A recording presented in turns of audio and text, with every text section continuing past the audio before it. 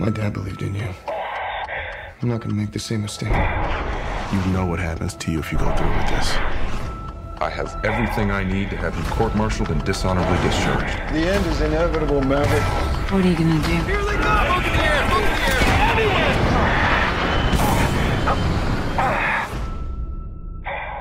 L'infini détail, le podcast en deux spies. Aujourd'hui, notre chroniqueuse Mathilde revient sur Top Gun Maverick, immense succès commercial de l'été, et suite très tardive du mythique Top Gun de Tony Scott, qui, à sa sortie en 1986, propulsa Tom Cruise au rang d'acteur star. Ni toi ni moi, Mathilde, n'avons vu le premier Top Gun, on est donc allé voir cette suite, vierge de tout a priori, bon comme mauvais.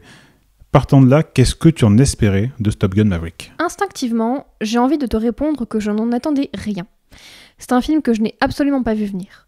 Mais à la réflexion, ayant, grâce à toi je le précise, redécouvert avec un immense enthousiasme le cinéma d'action américain des années 80 et 90, dans lequel s'inscrit pleinement l'œuvre originale de Tony Scott, et trouvant toujours quelque chose à me mettre sous la dent devant un actionneur estampillé Tom Cruise, je pense notamment à la franchise Mission Impossible que je trouve très fun, il serait peut-être plus honnête de dire que je m'attendais à passer un bon moment devant Top Gun Maverick, que j'imaginais, sinon d'une grande originalité et d'une grande subtilité, au moins efficace dans sa mise en scène, stimulant et peut-être même carrément sensationnel. À l'atterrissage, malheureusement, tous mes espoirs étaient douchés, pour ne pas dire régurgités à l'écoute de l'infâme chanson-titre signée Lady Gaga. Mais tu vas pas de main morte.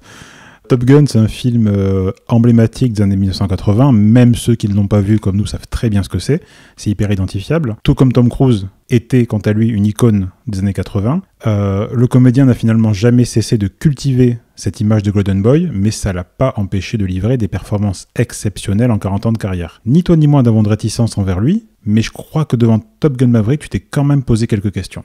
Tom Cruise n'est pas vraiment un acteur qui m'inspire, mais j'ai beaucoup de respect pour sa carrière. Ça fait un bail qu'il joue les Last Action Heroes et qu'il ne fait d'ailleurs plus que ça, mais il le fait quasiment toujours avec sérieux et classe. Il traîne cette espèce de réputation de superstar mégalo capable de descendre de son piédestal et de prendre des risques physiques j'entends, pas artistiques, donc des risques physiques puisqu'il réalise lui-même la plupart de ses cascades démentielles, et franchement quand on voit ces films on a envie d'y croire à cette légende dorée. Alors à première vue, Top Gun Maverick n'échappe pas à la règle, le film contient son lot de scènes d'action bien fichues, Tom n'a pas perdu un gramme de muscle et ses dents sont plus blanches que vos t-shirts qui ressortent plus blancs que blancs de la machine grâce à cette fameuse lessive dont je tairai le nom. Mais Tom a aussi les chevilles plus gonflées que le bibendum Michelin et tout le film de Kosinski transpire la mégalomanie du type. Au-delà des poses de poseur sur fond de soleil couchant, je pense notamment à cette scène de beach football haut de muscles saillants que Leni Riefenstahl n'aurait pas renié, c'est surtout la façon dont l'acteur vole constamment la vedette à ses jeunes coéquipiers qui m'a semblé l'élément le plus ridicule du film.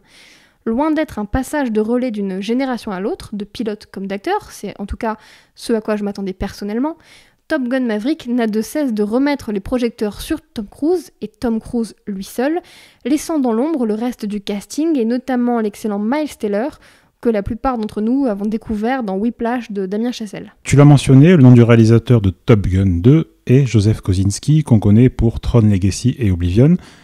Est-ce qu'il y a des scènes, ou même des plans, malgré ta déception, qui t'ont marqué dans Top Gun 2, au-delà du spectacle très présent des prises de vue aériennes ? Comme je le disais, le film contient son lot de scènes d'action bien fichues. J'ai notamment trouvé assez impressionnante la scène d'introduction post-générique, dans laquelle on voit Tom Cruise dépasser les Mach 10 à bord de son avion supersonique dernier cri, sous le regard acerbe d'un général de l'armée de l'air venu mettre un terme à ses expérimentations coûteuses. Général qui, je le précise, est interprété par le grand Ed Harris. Mais ces scènes aériennes sont malheureusement assez répétitives et ne suffisent pas à pallier l'inconsistance, pour ne pas dire l'indigence du scénario, que l'on croirait avoir été écrit en pleine crise des missiles de Cuba. Mais après tout, peut-être est-ce de nouveau d'actualité. Quant aux scènes qui se déroulent au sol, elles sont à l'image de cette scène de beach football que j'ai mentionnée tout à l'heure, boursouflée, dégoulinante de frime, de nostalgie ou des deux à la fois. J'aurais peut-être pu m'accommoder de cette histoire de vilain Rouskov missile boum boum si la mise en scène avait pris quelques libertés vis-à-vis de ce lourd cahier des charges. Je précise que le film de Kosinski reste néanmoins une très belle pub pour parfum. Bon, on joue les troubles fêtes avec ce podcast car le film est vraiment apprécié, c'est un beau succès public. Comme on n'a pas encore vu l'original, on a un regard frais, j'ai envie de dire, sur ce blockbuster, donc on peut que s'interroger. Est-ce que parmi le public enthousiaste, il y a des gens comme nous qui n'ont pas vu le premier, ou est-ce que le succès de Top Gun Maverick et le plaisir qu'on peut y prendre sont pas dus à la nostalgie finalement? C'est possible. Mais je pense honnêtement qu'il n'était pas nécessaire d'avoir vu le Top Gun de Tony Scott pour être réceptif à cet argument de vente. La nostalgie des années 80, c'est devenu un phénomène culturel à part entière, largement répandu, et qui nous donne à tous l'illusion de connaître cette époque comme si nous l'avions vécue. Il n'était ainsi pas nécessaire d'avoir vu les Goonies ou n'importe laquelle des dizaines d'autres œuvres auxquelles Stranger Things fait constamment référence pour trouver de l'intérêt à la série, ou encore d'avoir vu Blade Runner pour penser que Blade Runner 2049 avait, sans qu'on sache trop pourquoi, le pédigré pour devenir une œuvre culte. Alors je précise que ni toi ni moi ne pensons qu'il s'agit d'une œuvre culte et qu'on l'a plutôt rapidement oubliée. En tout cas, Top Gun Maverick s'inscrit pleinement dans cette démarche artistique et commerciale-là, et c'est ce qui fait à la fois sa force et sa faiblesse. Bon, ça a le mérite d'être clair. De mon côté, j'ai pas beaucoup apprécié le film non plus, mais je lui reconnais un ton très premier degré, une vraie franchise en fait, qui a peut-être aussi fait son succès. Merci Mathilde en tout cas pour cette analyse à contre-courant. Chers auditeurs, merci à vous pour votre écoute, et à bientôt.